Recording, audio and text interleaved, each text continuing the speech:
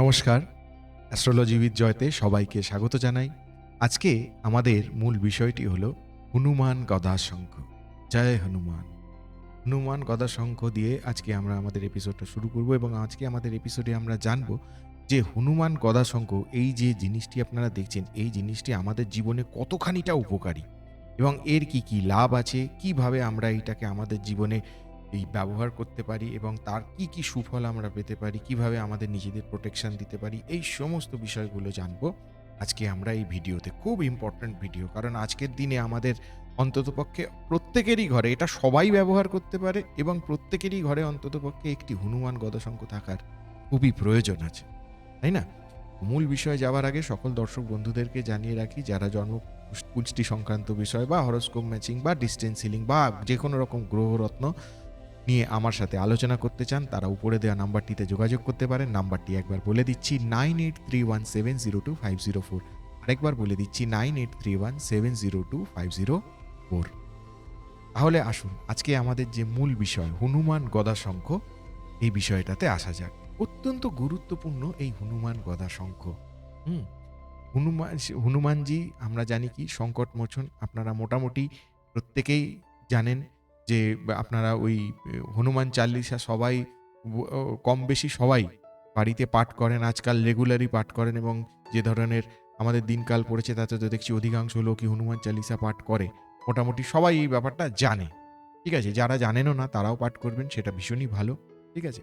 তো হনুমান গদা শঙ্খ নিয়ে বলবো যেটা, হনুমানজির নাম আসবে আর শ্রীরামের নাম আসবে না তা তো হয় না। তাই জন্য আবারও বলছি, জয় শ্রীরাম, জয় শ্রীরাম, জয় হনুমান, ঠিক আছে? কারণ হনুমানজি কিন্তু শ্রীরামের পরম ভক্ত, তাই তো? উনি ছিলেন এবং আপনাদের মনে থাকবে হয়তো উনি সেই বুক চিতিয়ে বুক ভাগ করে দেখিয়েছিলেন যে ওনার অন্তরে শ্রীরাম এবং সীতা বিরাজমান, তাই তো? এইগুলো আমরা ছোটবেলা থেকেই জেনেছি এবং ইন্ডিয়ান মাইথোলজিতেও এটা অলরেডি উপস্থিত, ঠিক আছে? তো হনুমান গদা শঙ্খ বলতে গিয়ে প্রথমে যেটা বলতে হয়, গদা শব্দটা শুনলেই আমাদের একটু মাথায় যেটা চলে আসে সেটা হচ্ছে একটু লড়াই লড়াই ব্যাপার, তাই তো? আজকে কিছুক্ষণ পরে বুঝতে পারবেন হয়তো ঠিক গদার মানে যে প্রতীকী গদা যেটা, হয়তো ঠিক অতটা লড়াই লড়াই ব্যাপার নয়, ঠিক আছে? কেন বলছি সেটা আমি আসছি। এই গদা আমরা আমাদের ইন্ডিয়ান যে হিন্দু মাইথোলজি আছে বা বিভিন্ন ঠাকুর দেবতা আছেন তাদের মধ্যে আমরা সাধারণত কোথায় কোথায় দেখতে পাই? হুম? সাধারণত আমরা এটা দেখতে পাই হনুমানজির কাছে দেখতে পাই। আমরা আমাদের শ্রী বিষ্ণুর কাছে দেখতে পাই। শ্রী বিষ্ণু শঙ্খ, চক্র, গদা, পদ্ম, আমরা শ্রী বিষ্ণুকে বলে থাকি। তো শ্রী বিষ্ণুর কাছে আমরা গদা দেখতে পাই এবং আমরা এটা দেখতে পাই কোথায়? মহাভারতে যখন উল্লেখ হয় ভীমের গদা, দুর্যোধনের গদা, এই সমস্ত বিষয়গুলোতে আমরা দেখতে পাই। তারপরে সিদ্ধিদাতা গণেশ, ওনাকেও কিন্তু গদাধর বলা হয়, মনে রাখতে হবে। সিদ্ধিদাতা গণেশেরও কিন্তু গদা আছে। যেমন আমাদের যে এই যে শ্রী বিষ্ণুর গদাকেও, গদার একটি নাম আছে, নামটা জানা আছে কি? নামটা হচ্ছে কৌমুদকি।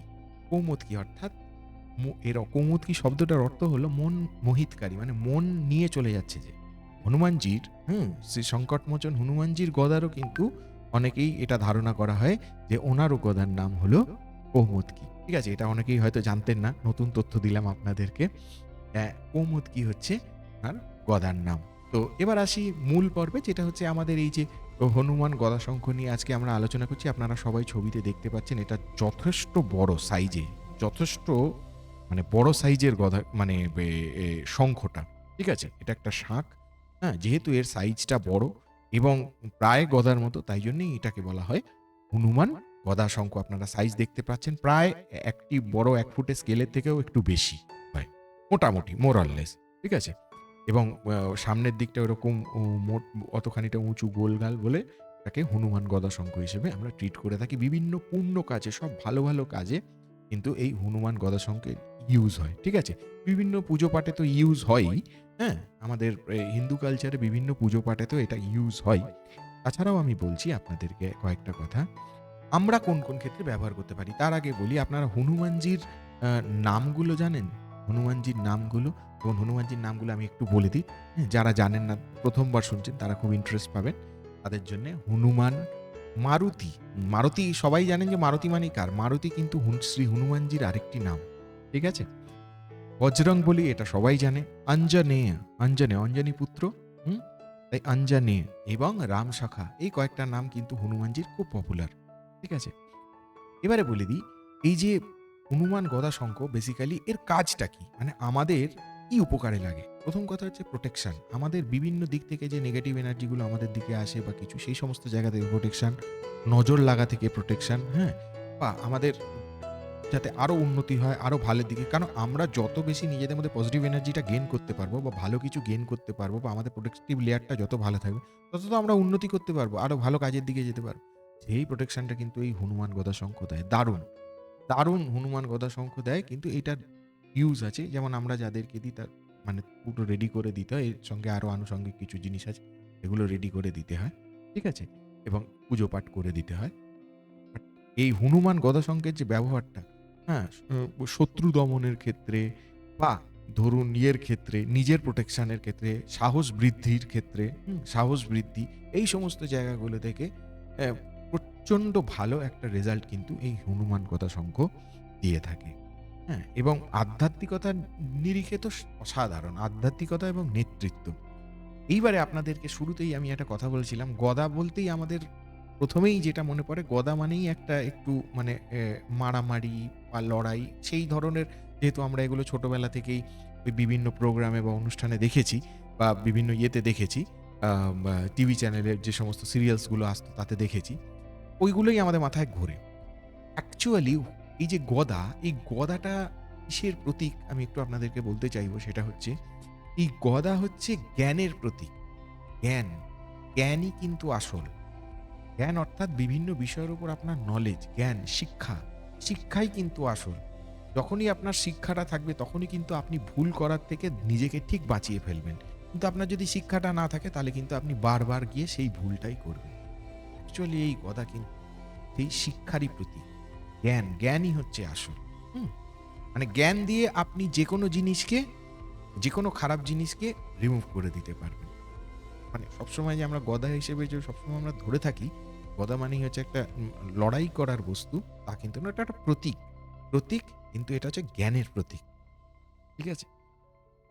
এইবারে আপনাদেরকে বলি যে এটা থেকে আপনারা আরো কিছু ভালো জিনিস, যেমন ধরুন শনির প্রতিকার করতে পারবেন। শনির প্রতিকার, রাহুকেতু যাদের শনি বা রাহুকেতু যাদের ছকে মানে কুণ্ডলিতে বা জন্মকুষ্ঠিতে যাদের খুব একটা ভালো পজিশনে নেই, সুবিধাজনক পজিশনে নেই, তাদের ক্ষেত্রেও কিন্তু এই হনুমান গদা শঙ্খ খুব এফেক্টিভ। আবারও বলছি, যাদের শনি জন্মকুষ্ঠিতে বা এতে ভালো কিছু নেই, বা ধরুন শনি নিচস্থ, কোনো কারণে শনি নিচস্থ বা শনির ঢাইয়া চলছে, শনি ৭.৫ চলছে, এই সমস্ত ব্যাপার আছে। বা ধরুন বিভিন্ন কারণে কাজে ব্লকেজ এসে যাচ্ছে। ব্লকেজ মানে আটকে যাচ্ছে। মুখের কাজে কাজটা এসে যাচ্ছে কিন্তু এসে কমপ্লিট হচ্ছে না। বা কাজটা করে উঠতে পারছেন, বা দীর্ঘদিন ধরে একটা কাজ আটকে আছে। সেই কাজটা কিছুতেই কোনো না কোনো কারণে পিছিয়ে যাচ্ছে, ক্লিয়ার হচ্ছে না। এটা যেকোনো রকমের অ অ অ বাধা আপনার এই কাজটাতে আসতে পারে। তো সেই সমস্ত ক্ষেত্রে কিন্তু তাদের জন্য কিন্তু হনুমান গদা শঙ্খ অত্যন্ত ইম্পোর্টেন্ট এবং গুরুত্বপূর্ণ। কিছু না কিছু ভালো রেজাল্ট ডেফিনিটলি আপনারা পাবেন, এইটুকু আমি আশা রাখতে পারি। ঠিক আছে? কারণ যারা নিয়েছেন তাদের ক্ষেত্রে কিন্তু দেখা গেছে বেশ কিছু ভালো রেজাল্ট তারা কিন্তু পেয়েছেন এই হনুমান গদা শঙ্খ। ঠিক আছে? তাই জন্য এটা একটু কিন্তু দামি। এটার কিন্তু দাম আছে। কারণ এটা একটু কম পাওয়া যায় তুলনায়। এজন্য এটার একটু দাম আছে।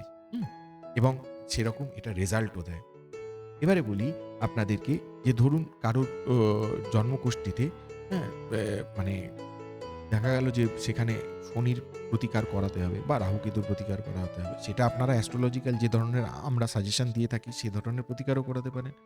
অথবা সেক্ষেত্রে কিন্তু আপনারা হনুমান গদা শঙ্খ ব্যবহার করে দেখতে পারেন। সেক্ষেত্রেও কিন্তু আপনাদের ভালো রেজাল্ট পাওয়ার একটা প্রবল সম্ভাবনা থাকবে।